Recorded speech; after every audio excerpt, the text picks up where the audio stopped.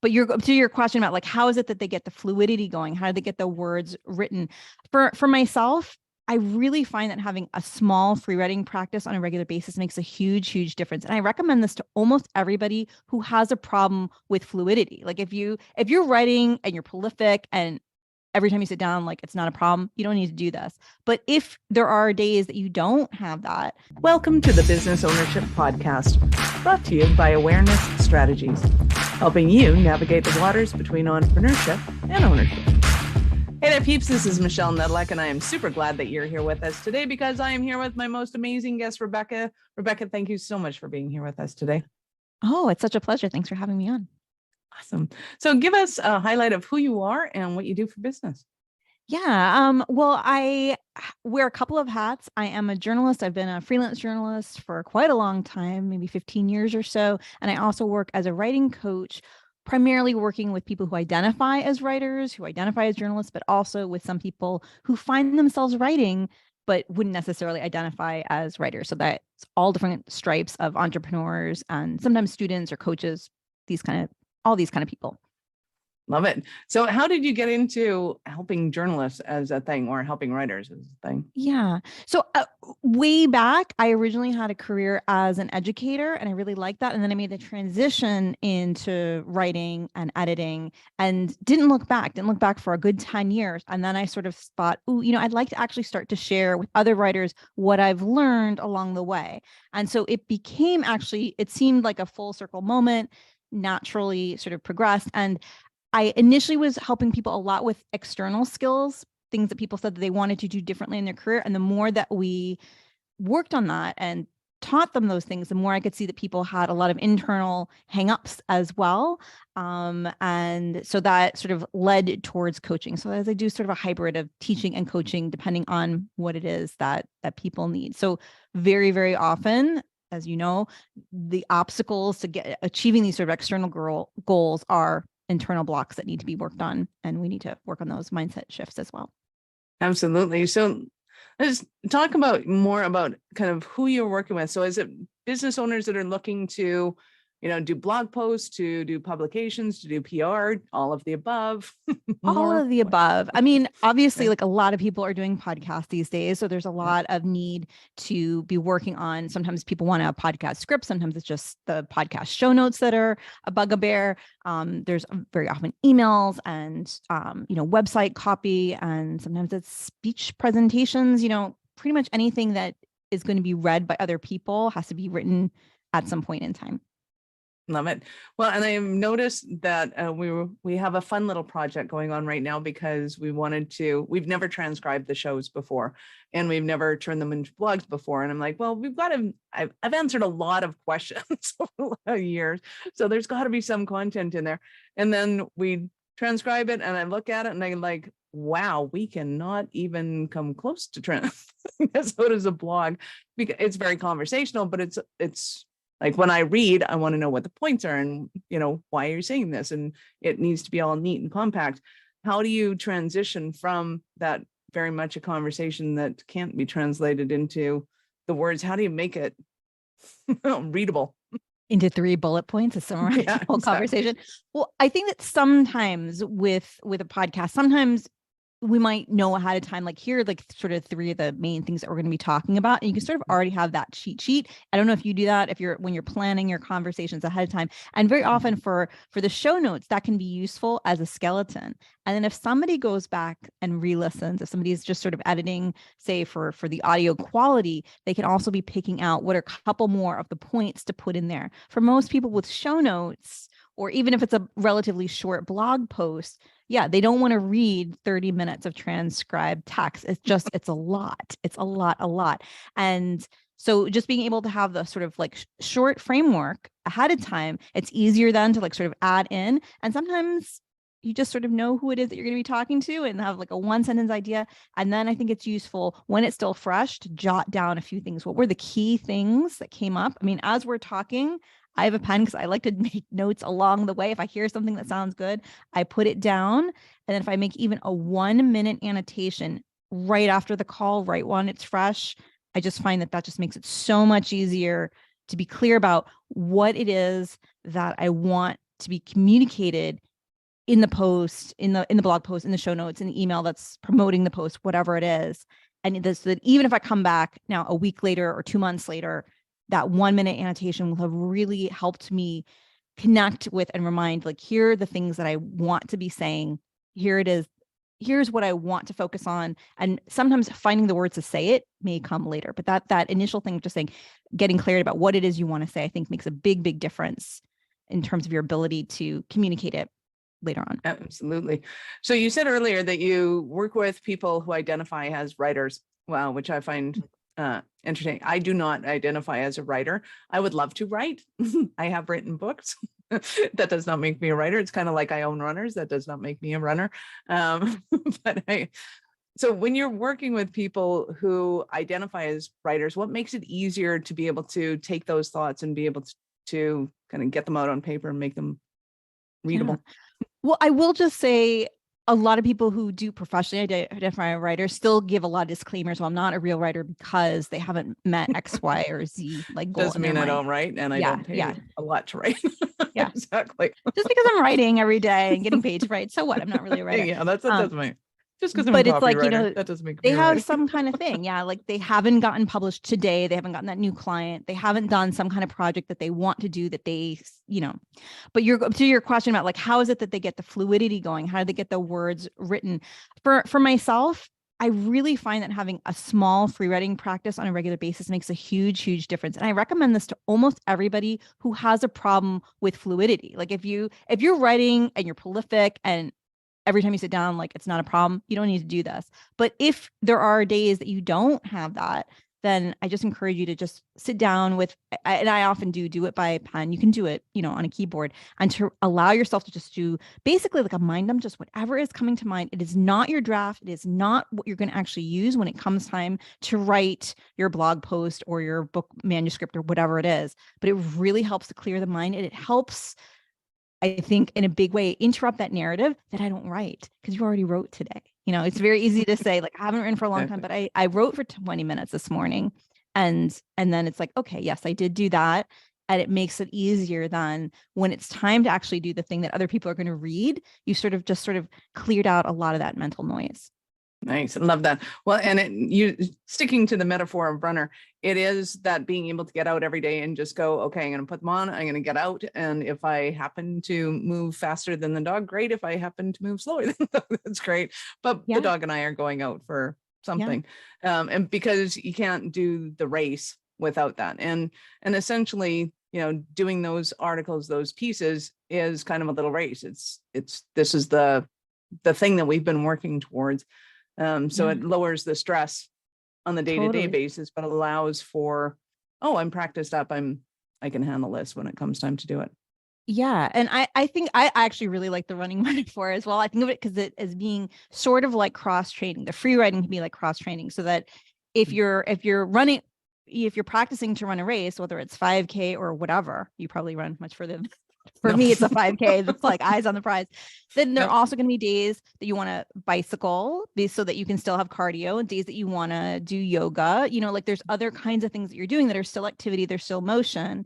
And I think the free writing is sort of like the cross training support for the main events. Nice. Love that. So when people are working with you, do you have kind of exercises to take them through or to work with them on whatever it is that's going on for them? How do you work with that? Yeah. I mean, in terms of like coming up with, like, if you're asking about like prompts for the free write, endlessly, it's very, very easy to come up with prompts for people. I do have a couple of go-to ones. One of my very favorite, like the easiest one is like, I remember ... You start the page with that and just go for a page, just like whatever comes to mind. It's okay if what's coming up is silly and goofy. As I said, this is not actually the thing that anybody else is going to read. But then as I start to work with people, we start to pull out where there are things that are sort of convoluted in their thinking or things that are holding them back, or like, can we like sort of just explore what that is about, things that are of interest to them, whatever conversations are, sort of really on their mind. It's like, let's just write that out. If your client was asking you about this thing, let's write out what your response to them would be. And again, it's not that this is the final thing, but it just allows you to start practicing and start thinking about how is it that you want to be communicating your ideas to somebody before it's time to actually have to put it into words. I know that sounds a little counterintuitive, but I really see there as being this phase where you're trying to figure out what you want to say. That could be putting words onto a page, but it could also be talking with somebody. It could be making a mind map. It could be making a drawing. And sometimes people conflate that phase with the phase where you're actually figuring out how to say it, which is also putting words on a page. Like they can, that phase definitely is putting words on a page. Although it could also be, as you're getting at, transcribing what you said out loud. And at that point, when we got through those two phases, then we can get to a revision phase where we rewrite and make sure, have I actually said well what I wanted to? Are my ideas coming through? And have I used the examples and use the support, use the right words that make sense for who I'm trying to communicate with? Nice. Love it. So are there any misconceptions that people have before they start working with you? Well, that's a really good question. I'm sure there must Sure be, there right? are. I try to be pretty clear with people. I also have been doing a podcast for a few years. So I think that most of the people who work with me have listened into that, and they do have some sort of sense about where I'm coming from, that it is going to be working on both external skills as well as the internal mindset. And I see those as going back and forth and making sense. I think that a really common misconception people have about themselves as writers is that what they're writing should be good up front, that they should be able to figure it out before they've started, that there shouldn't be any rewrites. And I think that that's something that I remind people about an awful lot of the time. Even professional writers, people who are writing, getting paid to write full time, they know that intellectually. They've experienced it so many times. And they've had a few instances where they wrote an amazing first draft and it was ready to go. And they would like all the experiences to be like that. So they've had many, but they can see also that there are so many experiences where that's not the case. And I feel like that is one of the biggest reminders that I can give, especially to entrepreneurs, people who haven't had quite as much experience and see themselves holding back because they don't want to have that experience of it not being great. And the last time they wrote something, it didn't flow. It wasn't easy. It didn't have the impact that they were hoping for. And we'd say like that is actually part of the process and part of the becoming more comfortable with how you write, finding your voice, understanding who you're speaking to, and just being willing to go back and rewrite and learn from those pieces that aren't quite as sharp or as full or as dynamic as you wanted them to be on the first go round. Yeah, I can't imagine that most writers, they're just going to sit down and start typing and it's going to be lovely.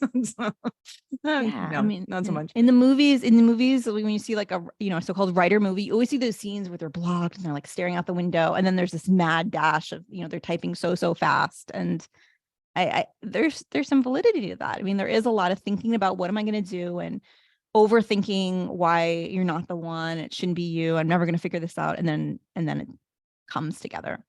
It is nice.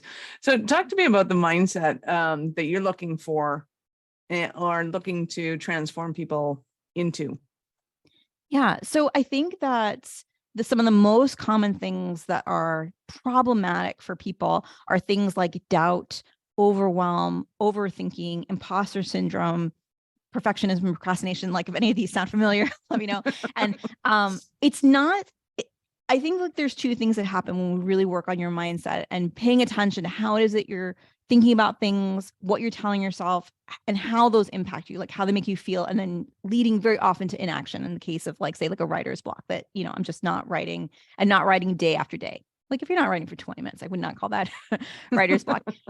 And there's like a change in the nature of the relationship. So it's not necessarily that doubt is going to go away completely. I think that very often after working together for a while, that the doubt about your ability to do this work can actually shift and change and may recede. But more importantly, when the doubt comes up, you don't necessarily buy into it. Like you notice that like last time you were really doubtful, but you still got the thing done and you got a good response to it. So you can say, okay, the doubt isn't necessarily a good indicator that I'm on the wrong path or that I shouldn't be doing this. I think that's a very, very important aspect of the mindset for all writers, regardless of the scope of the project. And that's true again with, with telling yourself like, I'm not ready for this, or this is going to be no good. Like, it's not just doubt, but all the reasons why you tend to want to discount something that you've done in the past. It actually did go well. So saying like, this one didn't count because the people who were reading it were already my audience, or, I gave that speech and like, they were all my fans. It's like, yeah, that's a good thing. That's not actually a problem. And that we can actually see that as being an indicator of imposter syndrome and starting to ask, why is this a problem? Can we see what is factually true about the situation? And if somebody's telling themselves, I don't know what to do next, ask, well, what do you know? What have you done in the past? And try and redirect ourselves towards those sort of baselines that help us sort of incrementally get our work done. Nice. Love that. Well, and when I was teaching on business and success, it was, the thing that scares you the most, when the most resistance comes up, that is the exact thing you need to be doing. Because if you go back from that and go, oh, I think I'm going to clean the baseboards, and that becomes really comfortable, it's like, that's the exact thing you should not be doing. So, Yeah. Go back to the one that scares you and go and get it done. And look, writing is such a great tool for investigating those kind of things. So if you are starting to notice there's this resistance, that can actually be your free write for the day. What is the nature of this resistance? And if we sort of want to play with it, if you're feeling like it, you can play around and take on the mindset of, if I am the resistance, what does the resistance have to say? Like, sort of go into the first person voice of the resistance itself. What is it that you want to teach me? What can I learn from you? And sort of like get to know the resistance. Again, that sort of allows you to sort of make it be not quite as potent and start to shift and change the way that you think about it.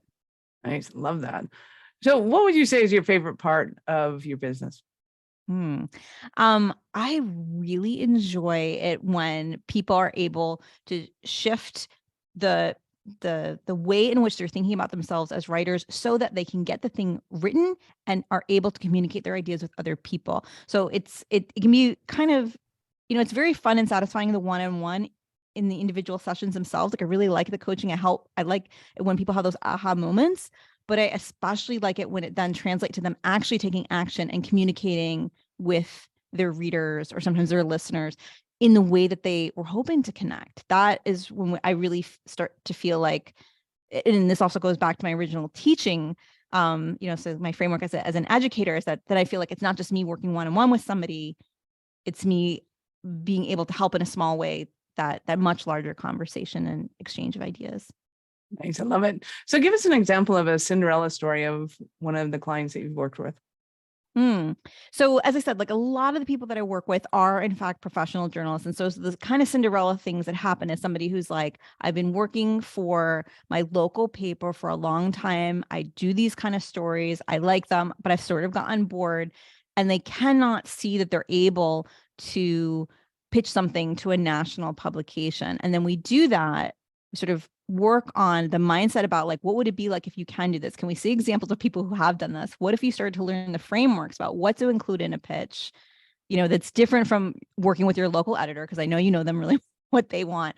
And we then start to work on this external pitch so that they can then break into those national publications, those international publications. And I've been able to help people do that with pretty much like all the big publications. I've been doing this work for enough years that it's like, it's the New York Times and the Guardian and Al Jazeera and the BBC and Bustle and Travel and Leisure. And the list just goes on and on and on. And those are the kind of stories that really, again, it's not so much that prestige.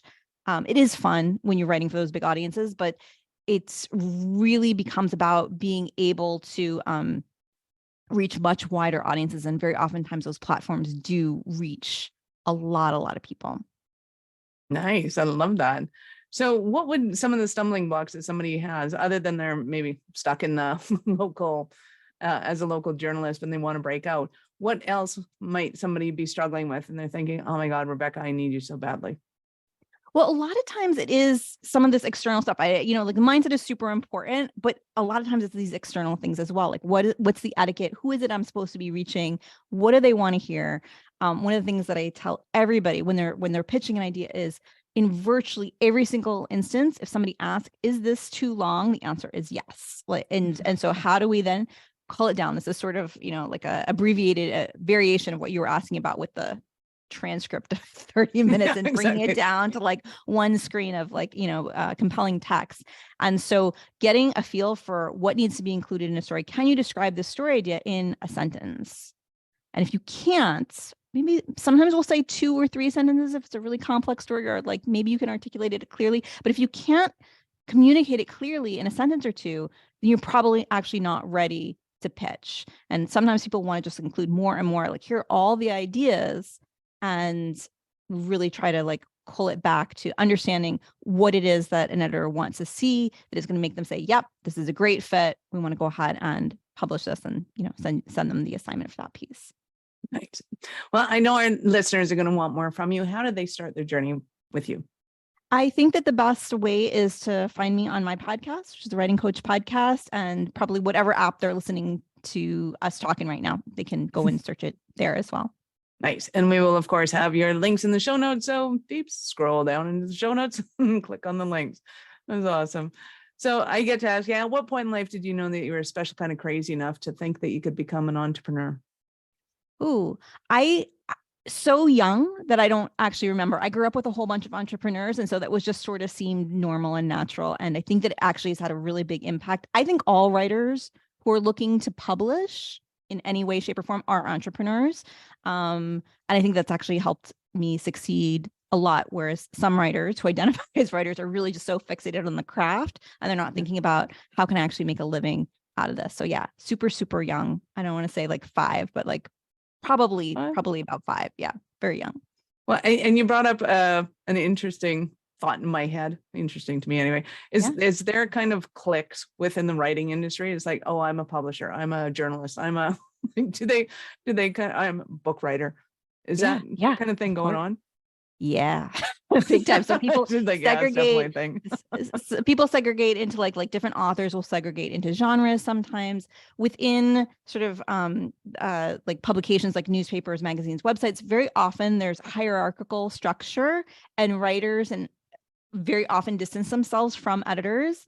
I don't think that's actually particularly useful, especially as a freelancer. Really be able to see this as like, these are people who want to work with you, and being able to see that very often with that very first assignment, I understand more the nature of like, there's a little bit of a disconnect, but if you're looking to work with somebody again and again, and there's going to be a good fit, of course, it's going to be more of a collaboration, and there can be more camaraderie. And if you can anticipate that from the outset, it sort of makes everything go a little bit more smoothly. Nice. I love it. So in your entrepreneurial journey, has there ever been any blooper moments?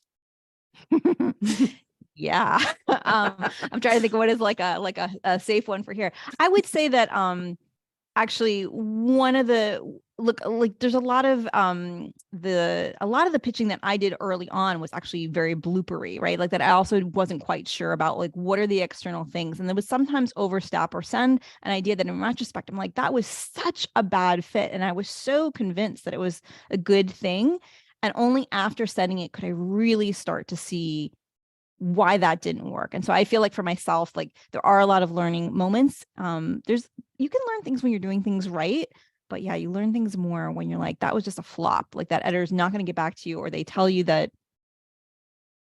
you know, the writing wasn't up to par or something like that. You know, like if you have any good ideas, let us know. You're kind of like, okay.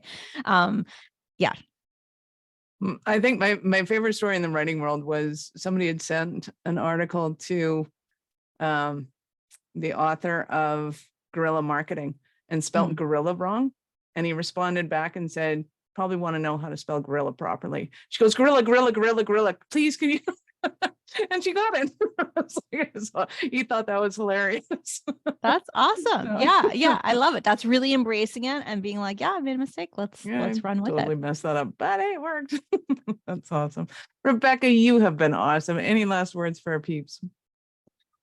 Just to once again encourage people to stick with it. If I mentioned like writing for a page or 20 minutes for Free Write Daily, and if it's a paragraph, I think that also helps get you on your way. Just a little bit of writing. I often do 1-minute bursts. It's enough for you to say like, hey, like let me cut through the fact that I haven't done any writing today, or help me to crystallize my idea so that I'll be able to let my brain know that I'm thinking about this and I'll come back to it later.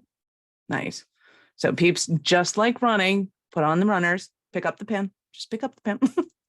Use the pen. I love it. Awesome. Thank you for your time, Rebecca. You've been amazing. I appreciate your time. I know how valuable it is. Oh, thank you so much. It was really a pleasure to speak with you. Awesome. Peeps, thank you for being here with us today. Be sure to subscribe to the show and share it with your friends. We love helping entrepreneurs grow. Are you running a business over 7 figures but still struggling with technology headaches? Pay attention, you do not want to miss this offer. This podcast episode is brought to you by Awareness Strategies, who is offering a custom-built digital adoption roadmap for anyone running a business over 7 figures who's wanting to grow their business in the next 5 years.